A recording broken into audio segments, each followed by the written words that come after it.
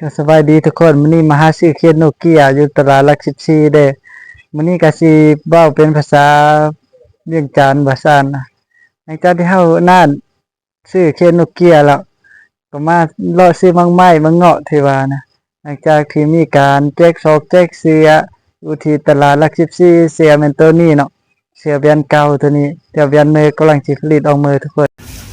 หลังจากที่เราแจกเครื่องแล้วเนาะมื้อนี้เราก็ได้มาซื้อหมากไม้ไปกินเนาะมื้อนี้แจกเครื่องอยู่ก็ประมาณอยู่10ปลายกว่าโตเนาะแจกแล้วเรียบร้อยแล้วเนาะถุงกระเป๋าเรามันยังมีเนาะนี่ยังมีแล้วเด้อเอามา10ปลายกว่าโตหมดแล้วเด้อสิกลับเฮือนแล้วคลิปนี้ก็มาฝากถึงผู้สาวอยู่หลัก14นครปากเซคือเก่าเด้อมีหลายคนก็ถามมาว่าอยู่หลัก14ไรอยู่หลัก14นครปากเซเฮาเด้อทุกคน